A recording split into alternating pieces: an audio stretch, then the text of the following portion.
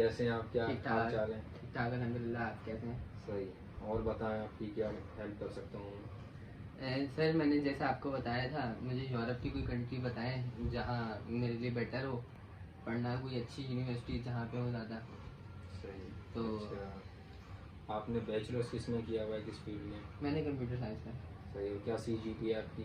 मेरी 3.5। सही। अच्छा, आइल्स आप कर लेंगे? आइल्स में कर लूँगा, नहीं बताएंगे। सही। कितने बैंड अचीव कर लेंगे आप?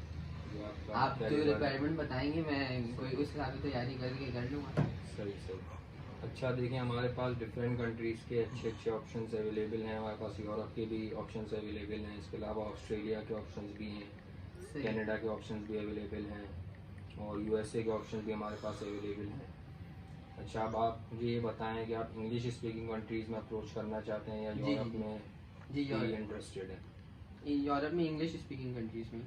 नहीं, बेसिकली यूरोप तो आपको पता है, वहाँ English speaking country as such नहीं होती। वहाँ पे हर यूरोप की हर कंट्री की अपनी लैंग्वेज है, तो वहाँ लैंग्वेज बैरियर का थोड़ा सा इशू रहता है अच्छा। यूरोप में। तो इंग्लिश स्पीकिंग की तरफ अगर आपको जाना है, लैंग्वेज बैरियर का हर्डल आपको लगता है कि आपको डिस्टर्ब करेगा। जी, मुझे तो ऐसी कंट्री चाहिए होगी जहाँ पे इंग्लिश इंग्लिश की। तो आपके लिए जो मेरा ऑप्शन है आपके लिए अच्छा रहेगा, ऑस्ट्रेलिया, कनाडा और USA का ऑप्शन भी अच्छा अवेलेबल है। इसके अलावा UK का ऑप्शन भी एक अच्छा बन सकता है। सर वो तो काफ़ी एक्सपेंसिव हो जाएगा, UK और USA। मेरा बजट जो है वो 40 लैक्स है। मैं इसको एक्सीड करके 45 से 50 मैक्सिमम कर सकता हूँ, उससे ज़्यादा तो नहीं कर सकता। सही। तो ये देखें, हमारे पास जो इस बजट में है, इस बजट में जो मोस्ट सूटेबल है आपका, अगर आप चाहते हैं कि आपके टोटल फीस मैनेज हो जाए, आपकी टोटल फीस यहाँ से पे हो जाए, वहाँ जाके आपको बर्डन ना हो जी जी कि वहाँ जाके फीसें निकालने का मसला ना हो आपको, तो आपके लिए अच्छा ऑप्शन इस टाइम UK का है। UK में सबसे पहले ये है कि 1 ईयर का मास्टर प्रोग्राम है, और आपका तकरीबन 35 to 40 लैक्स में 1 ईयर की पूरी आपकी फ़ीस भी पे हो जाती है।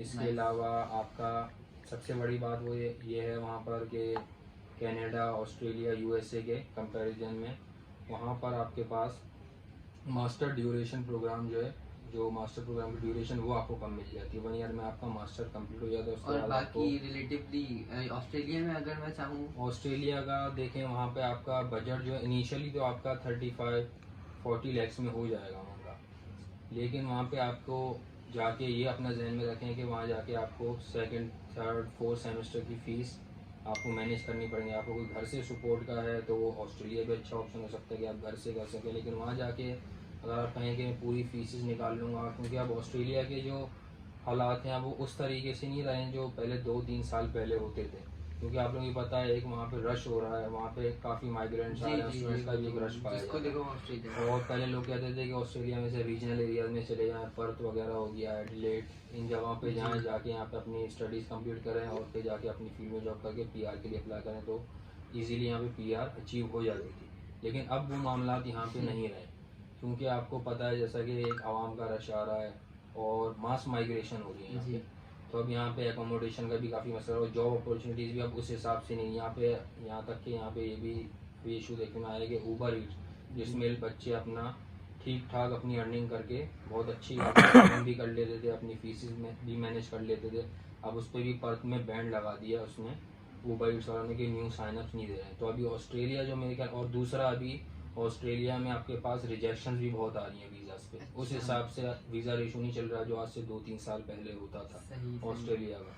तो अगर आपको लगता है प्रोफाइल स्ट्रॉन्ग है, आइल्स में आपको लगता है रिक्वायरमेंट्स तो ऑस्ट्रेलिया की 6 बैंड्स तक, लेकिन अगर आपको लगता है आप 7 बैंड्स अचीव कर लेंगे और तकरीबन 1 करोड़ तक की बैंक स्टेटमेंट आपको चाहिए होगी ऑस्ट्रेलिया के लिए, और आपकी जो रिक्वायरमेंट्स हैं CGPA भी आपकी अच्छी होनी चाहिए, कम से कम 3.5, तो आपके ऑस्ट्रेलिया के ऑप्शंस बन सकते हैं। लेकिन वहाँ का आपको मैंने इशू भी बता दिया कि आप अगर लॉन्ग टर्म सेटलमेंट का प्लान है तो ऑस्ट्रेलिया इतना अच्छा ऑप्शन मेरे ख्याल में नहीं रहेगा।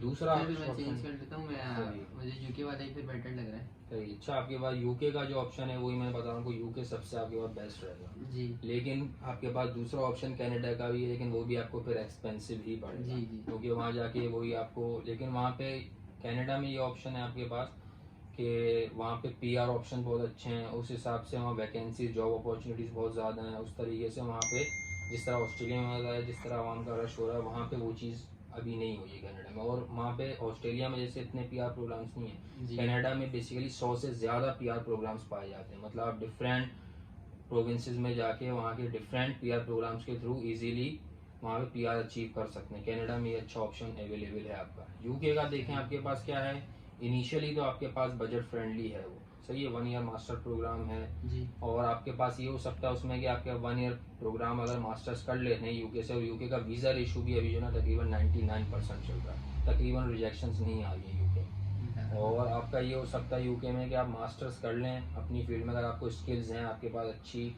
स्किल्स अवेलेबल, आपकी तो फील्ड भी माशाल्लाह आईटी की है, तो उसमें तो आपको पता है वर्ल्ड वाइड ही बूम पे चल रही है, हर जगह ही, हर कंट्री में इसकी आपके पास वर्थ है। तो आपका मेरे ख्याल में कोई ना कोई डेवलपर का एक्सपीरियंस भी होगा, कोई वेब डेवलपमेंट साइड का जी जी जी आपने काम किया होगा, तो अगर आपके पास स्किल्स है तो मैं समझता हूँ यूके में आपका मसला नहीं है कि आप वहाँ जाके सेटल ना हो सके। क्योंकि यूके में आपके पास ये होता है कि एमएस करने के बाद कोई point based system PR system नहीं है, वहाँ ये होता है बेसिकली अगर आपने यूके में एमएस कंप्लीट कर लिया, उसके बाद आप क्या करते हैं, डिफरेंट जॉब्स के लिए अप्लाई करते हैं अपनी फील्ड से रिलेटेड। 2 ईयर का पोस्ट स्टडी वर्क वीज़ा मिलता है एमएस कंप्लीट करने के बाद, 1 ईयर में एमएस कंप्लीट हो जाता है, उसके बाद अपना पोस्ट स्टडी वर्क वीज़ा आप वहाँ पे अप्लाई करते हैं। फिर उसका मैं आपको बता रहा हूँ, उसमें क्या होता है आपके पास पीआर जो है वहाँ पे, अगर आपको वहाँ किसी कंपनी ने स्पॉन्सर कर दिया जॉब जी कि हम इसको स्पॉन्सर कर रहे हैं, मतलब इसका वर्क वीज़ा, इसका जो भी एकोमोडेट करेंगे, इसके मतलब तमाम एक्सपेंसेस हम बेयर करेंगे, उन्होंने स्पॉन्सर कर दिया आपको, तो फिर समझ लें आपकी पीआर में कोई हर्डल नहीं है। आप 5 साल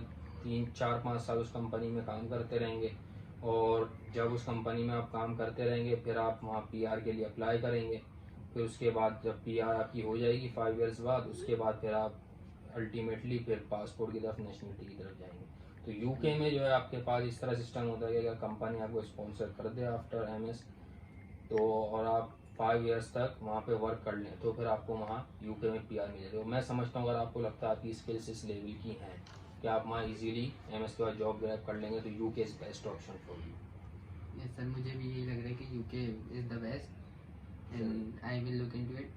मैं इसमें पहले ये है कि आप एक अपना दफ़ा सही कर लूँ, अम्मी को बता दूँ, फिर जो होता है मैं आपको ज़रूर बताऊँगा। सही बाकी आपकी सर्विस चार्जेस मेरा पूरा इसमें देखें, तैयार करके बता दें, जो मैं फिर जो बताऊँ।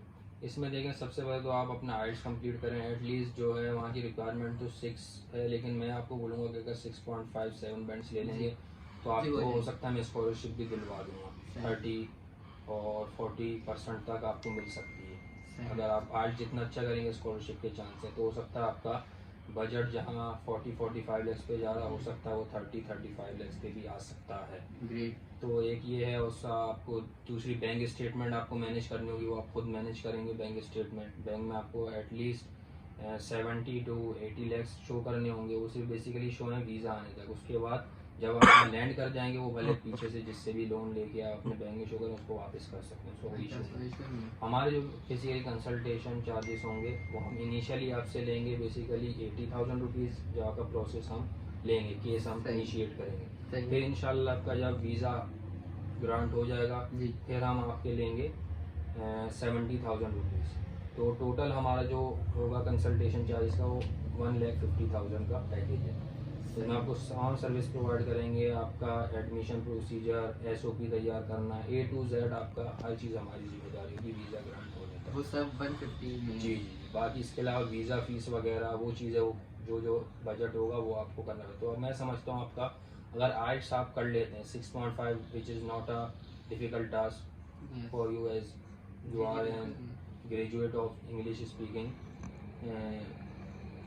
यूनिवर्सिटी, तो मैं समझता हूँ आपके लिए डिफ़िकल्ट टास्क नहीं होगा। ठीक है, ऑन सीन आप अपना केस इनिशिएट करें, बिस्मिल्लाह करें, बस आप अपना बजट 35 नहीं, अम्मा को बता दूँ घर जाके, फिर इंशाल्लाह। ठीक है, इंशाल्लाह कल ही निकलना, कल निकले परसों, बस जिस दिन भी यहाँ से ऑन का ऑप्शन आ गया डन। ठीक है ओके, अल्लाह हाफिज़, thank you for your consultancy.